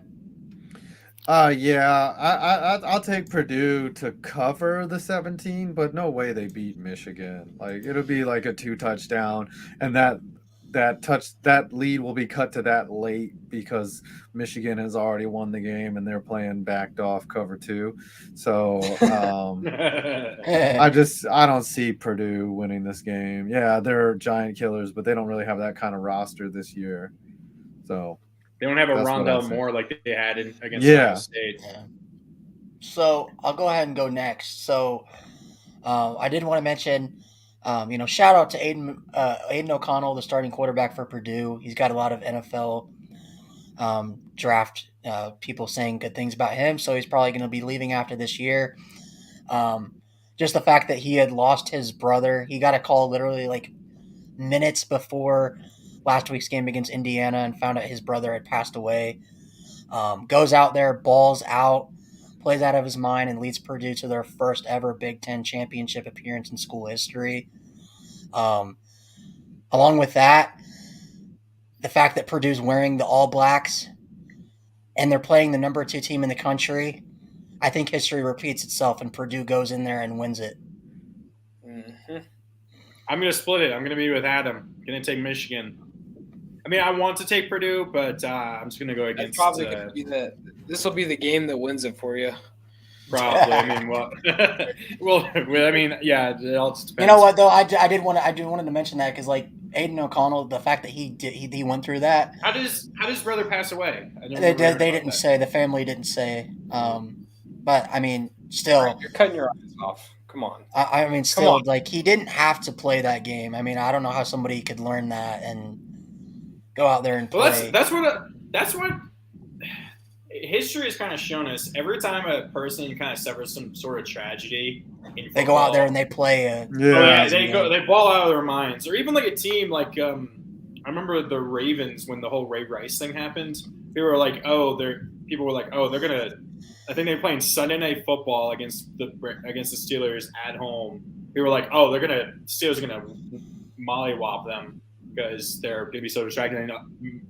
The Ravens went on like 26-6. Yeah. Well, think about Utah last year. Last year lost 3 players from their team, and they ended up making the Pac-12 title and winning it. So yeah, or the Brett Favre game. Torrey Smith playing the same day that his brother passed away, helping the Ravens beat the Patriots, stuff like that. So yeah, I think it's just like that's such a strong motivator that those are such special games. Okay, ACC championship. Number 9 Clemson versus number 23 North Carolina. I don't have a confidence in either of these teams. I have no idea what to think. I really don't, actually. Well, let's let Adam go first on this one. Jeez. North Carolina they always choke like when they're supposed to win. So I mean they're not favored in this game. So I got Clemson. I think they have too much talent top to bottom that North Carolina has very rarely ever been able to compete with. So I like Clemson in this game, and they're mad too. Like, oh yeah, they're ticked off. Getting blown out by Notre Dame and then losing to your rival at home. Yeah, I think Dabo's been yelling at them, telling them, making them doubt themselves, to go out and prove it that they're actually good. So I think that they take it out on North Carolina. Dabo's threatening to take away whatever NIL money they had. Yeah, it's like you guys. You also heard he also never liked the idea of players getting NIL money. So yeah. Take that away. Which you've noticed that's affected Clemson's recruiting, and they don't even have class. Yeah, it worked against them. How are you going to compete with an Alabama when you see Bryce Young in Dr. Pepper commercials? Like, if you're a top recruit, you're like, dang, I want the Bryce Young treatment. So the best thing I deals with those like small ones where like that player from Kentucky that did that hilarious like dentist commercial or whatever. There was one that was Dakotas Crawford did the air conditioning, the HVAC company. Yeah. Yeah. All right, Lucas, who you going with? I'm gonna go with Drake May. Ooh. I'm gonna go with Drake May and UNC, not only because I'm a UNC basketball fan, but I just think Clemson is already looking at the 2023 season right now. I think With they're Cade trying to Klubnik? Is looking DJ at the transferring? 2023 season. They're trying to I think figure DJ out what the hell should the offense transfer. is Honestly, I gonna think. Well, you know what? Like, be. who do you think He'll is come going to to start? Oregon, You guaranteed. think Cade starts next year? Cade Klubnik? Oh yes, he's going to start next year, and I guarantee I can. If Bo Nix leaves, DJ's DJU coming? will be at Oregon with his brother Mateo. And if he doesn't, he's going to go to Ohio State with his brother Mateo. It's going to happen 100%. You think Ohio State, with all those 5 stars sitting behind Wait, CJ Stroud, wait, is going to DJ want DJ? Wait, Yes. did you say DJ has two brothers named Mateo? No, his brother Mateo is a 5-star prospect, and he's looking at Oregon or Ohio State. Yeah, it's So- pretty much between Oregon So and it's- Ohio State for him. So probably wherever DJ goes, probably Mateo will go wherever. But if Mateo I'm goes, Ohio DJ goes. State, I don't I even think want to the other way sniff around. DJ, man. If I'm Other Ohio way State, around, I don't think want he DJ. follows Mateo. Wherever Mateo goes, I think DJ goes. Oh, okay, didn't know. Okay, But anyway, I'll go ahead. I'm going to go with Adam on this one. I think Clemson's going to come into this game pissed off. Also, it doesn't help the fact that North Carolina has one of the worst statistical defenses in college football history. So, yeah, give me Clemson. Will Shipley's going to run for like 300 yards. He might, man. He really might. yeah, I'll take Clemson, just because I can't trust UNC basketball or football. Dude, what's going on with the basketball team? They're actually not even. They're not even. Hey, you know favored to what? beat- All I know is they're not Notre even Dame favored to beat. They're not even favored to beat Virginia Tech. They play this sunset. They play tomorrow. Well, and is they're it Virginia literally- Tech ranked? It's not gonna matter, dude. It's not gonna Virginia matter. Tech's They're gonna get. 7 They're and still 1? gonna get to the Elite 6 and Eight or 1, the 7. Final Four. I guarantee it. It's not Probably. gonna matter. It- Regular season doesn't matter. Conference tournament doesn't matter. UNC is gonna come in at like a 16 seed, and they're still gonna get to. To the be Final fair, Four. Lucas, you guys couldn't even beat Michigan State, a team that Notre Dame just dog walked in basketball. It doesn't matter. Wait, no, they lost. They didn't play. Did They played wait, Michigan lose State to- and lost by 4, and we blew out Michigan Oregon State. did. Oregon Oh, did. or not he's talking UNC. about Oregon. No, but they Yeah. lost to Indiana. They lost Oregon's to not a going ranked- to the tournament. Oh, I thought They you were lost talking about to- Oregon for a minute. I was UNC like, what? lost to a lost at a ranked Indiana. So, but yeah, give me Yeah. Clemson. Yeah. Okay. Are we all Are we taking just gonna Georgia in the Are points? we all just taking in the points? Is that what Yeah, do you feel about Georgia's got this. That's a W for them. I'm not going to take the points though. I'll take Georgia, but I'm not going to take the points. 10 points. I'll give them that, but not 17.5. You know what's crazy about this game? Because, like, Georgia this season has had games where, like, they legitimately just sleepwalk for the entire first half. Like we seen last week against Georgia Tech, where they were down 7-6 at halftime and then just came out and just utterly destroyed Georgia Tech. So I could see Georgia coming in this game. I know it's SEC title, but they're looking at a 9-3 LSU team, and they're like, eh. And it probably is a close game, and then it goes to halftime, and Georgia just beats them like 56-21 or something like that. Like, Probably. because Yeah, Georgia probably. just they toy with these their picks, opponents this year. with these picks, do I even have a chance? Probably I not, do. because I think you've taken the same as Connor. I think. No, the but I other think one- I set myself up. I think I set myself up to where I have a chance. So are you taking to- LSU? No. Okay, I was gonna say. No. Yeah, I'm taking. Yeah, I'll take Georgia. Please Maybe tell with, me. maybe with the points. Please tell me you put the Valpo game on here. I did. We did. Okay. Yes. So our game Yeah. of the week is number 10 Kansas State versus number 3 TCU. TCU is For a the 2.5 Big 12 point title. favorite for the Big 12 title. Where's this one played at? Is this played at the home team stadium? or No, is this- Jerry World. Jerry World. Okay, I can I remember. think. Yeah, I think it's Jerry World. Yeah, Adam, what are your feelings? I like TCU all the way on this. I don't see a letdown. K-State always chokes in big games. Whenever they have a chance to do something, they always choke up. So I just remember Kansas State was like number 1 in the country back in like 2012, and then they let Notre Dame. Hey, they got blown out by an unranked Baylor team. Yeah, it was like I'm still pissed off about that because they gave Notre Dame a false sense of hope and let us in the Natty that year just to get. That was and like then you got blown out. That was like one of the first weeks ever that a number 1 team and the number 2 team lost in the same week. Because I think Oregon was number 2. And we also lost in the same week as Kansas State, Stanford. I was at that game. It was depressing. But anyway, because you probably were following that game and you saw that they had that game had already happened. You were like, "Oh, they lost. We can be number 1," and then nope. Yep. So Lucas, I was watching it on the ticker. You know who I'm going with. Martinez. He's gonna ball in this game. He's gonna beat TCU. I think this is gonna knock TCU out. I think Ohio State deserves to be in over them. Oh my god! And yeah, I'm taking Kansas. Watch. This is what happens because Adam, Lucas has been over here seething, watching TCU win these close games every single week. Like he's literally picked against them like 5 straight weeks. He's literally just sitting here. He's been sitting on this show and talking about how TCU's not legit.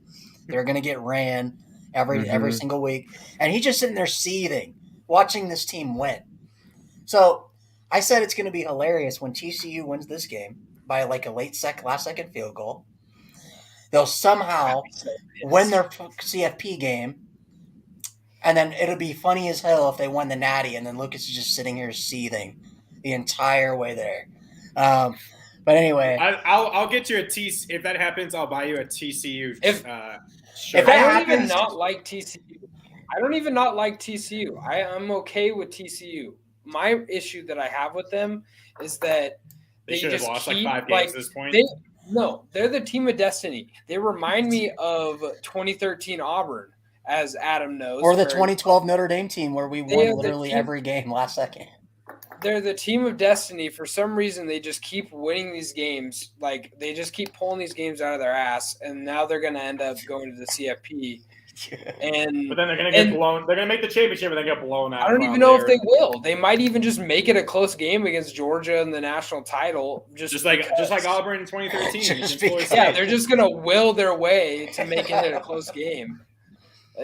Oh man! But anyway, I'm gonna go TCU. I'm gonna go with the Horned Frogs here. My team that I've been high on all year. Horny Frogs. The Horny Frogs of Texas Christian University. Yep, give me TCU. And then our 1 ticket game. So Adam, we came up with this. This is our worst game of the week. We came up with this when Vandy played UConn last year, and you could buy tickets to that game at Vandy for $1. So this is our worst game of the week. And so Valpo versus New Mexico State, which is usually very, very, very terrible. And they are nearly a 30-point favorite versus Valpo because I think Valpo is literally like – they're an FCS school. They're FCS, yeah. So, both of these schools have terrible stadiums, by the way.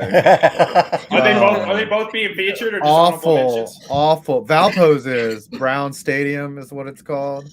Oh, you're gonna have it in your video? Let's go. Oh yeah. So I think they only did this so New Mexico State could try and make a bowl because they know they're probably going to win. Yeah, New Mexico State is going to win this game easy. They're favored by 29 points. Like I think the money line would be like plus 1,000 or something like that. There's no way that you would take that action. You just don't know. But yeah, I'm going to go with New Mexico. Oh dear State. God, no, Lucas, you're not.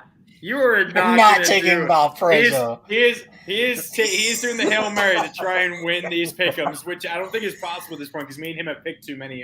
No, it is possible because the games that we pick together, if they lose, then I still have a chance because we picked enough to where I can make up the difference. Yeah. I mean, Valpo's got a really good running back, has 1,100 yards and 10 touchdowns. But against FCS teams, their quarterback's name is Michael Apple Jr., which is hilarious. It's a great name. Wait, is Apple Jr. one word or is it Apple Jr.? Apple Jr. Yeah, something like Apple Jr. Who does? Okay, New Mexico State. They beat UMass, which is the worst team in college football. They beat Lamar 51-14. What's the record of Lamar? 7-4. 7-4. Finished. I'm pretty sure Lamar finished with the 1 win. I They think beat Liberty Valparaiso 49-14, which was insane. Wait, they beat Liberty by 30 points? Yeah. Liberty. They lost to FIU. They played Liberty? New Mexico State did. Oh, okay. Yeah, New Mexico State did. I thought you were talking about Valpo for a minute. I was gonna say. Oh Okay. man, I'm really trying to. Valpo beat Presbyterian by 20 points. With that being said, I'm not gonna take Valpo. Okay, New Mexico State. I tried to convince myself, but I couldn't. New Mexico State's gonna win by probably that much. All right. So we've got the Valparaiso Beacons, formerly called the Crusaders, but they had to change it because evidently that was offensive. To what? Israelites or something? Like what? I don't know, but Arabs. it's offensive. To probably And- Arabs, maybe. Yeah. And so New Mexico State, we got the Aggies. So you've got literally like a lighthouse going up Versus against a a guy cowboy. you're going up against a cowboy with a gun. Yeah. So I feel like the cowboy with the gun would just shoot the lighthouse. So Just shoot the light out. yeah, so for that reason, I'm going to go with New Mexico State because why the hell not? Yeah, give me New Mexico State. I think they'll win by the points. Also, Josh what is the going hell with is Valparaiso though. what the hell is FLO? What is that? I don't know. I don't know I what that is. flow. Either. Flow, but that has been the Week 0 podcast. Somehow, with at just as little games as we've had, we're still pushing 2 hours, which is pretty standard for us. Just because we have a good Adam. one, man. Yeah, sorry we went so long, Adam. I was hoping we could. It's all good. Even under an hour, but I'm glad we could have you on, man. We really do appreciate it. Appreciate being here. Maybe if you can help, Yeah, I've been you can watching help, for a long time as well. Yeah, me too. I've been watching. Time. I've been watching your vids since I high appreciate school, man, it. so. Oh wow, thanks, man. I appreciate it. It's And I've long been, time. and then I also love watching you on Clickbait. You got that seems like a very fun group to be a part of. It's absolute chaos over there, and the punishments are fantastic. You haven't been punished in a while. I'll admit. You need to be punished. I feel. I've been getting off scot free. Like It's like been Tom. It's been yeah. Tom and Perna the past like month or something. Yeah, plus. and Tree's gotten off easy. Scooter like- doesn't seem.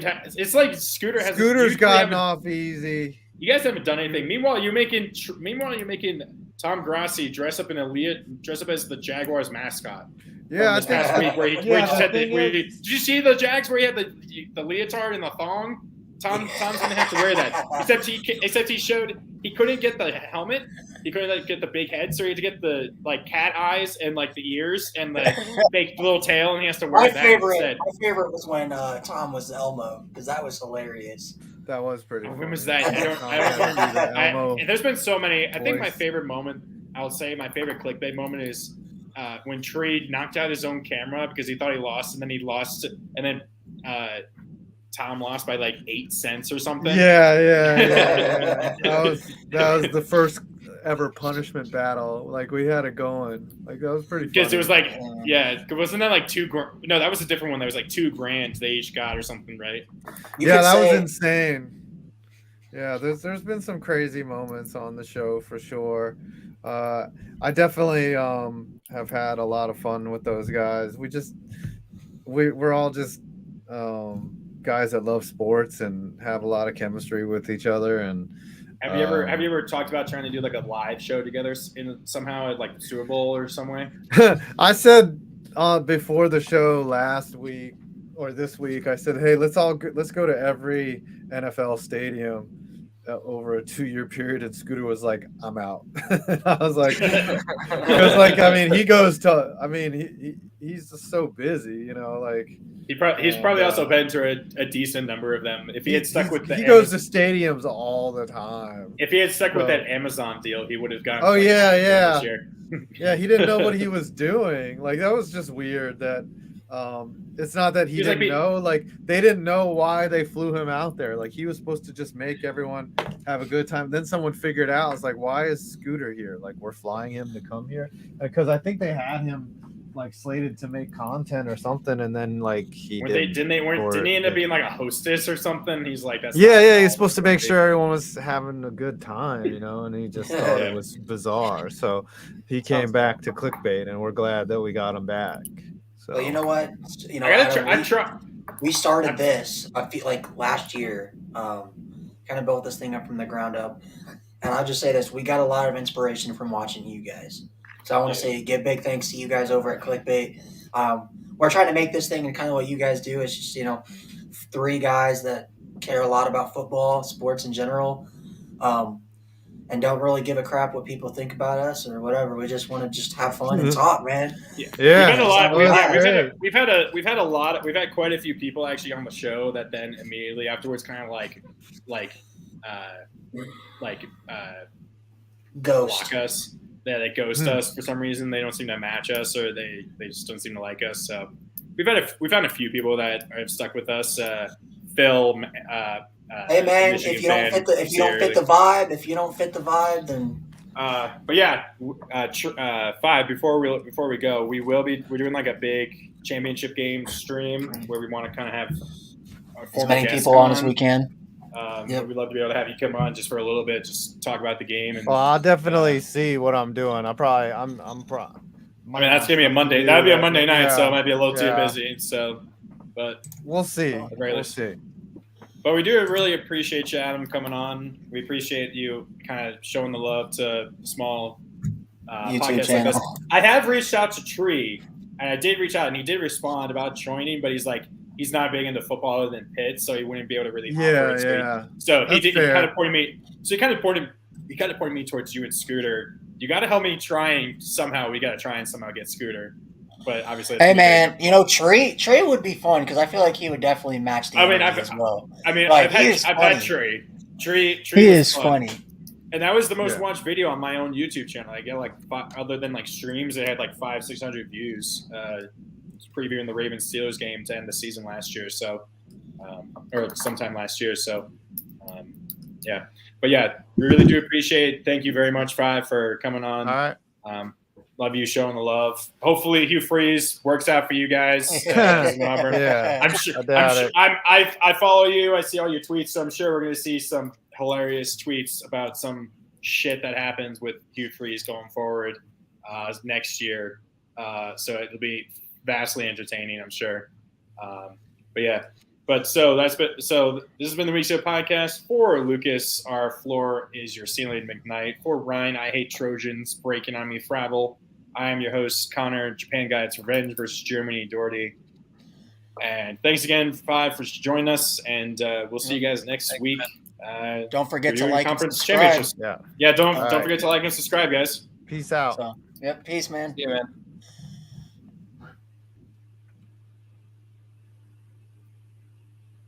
Is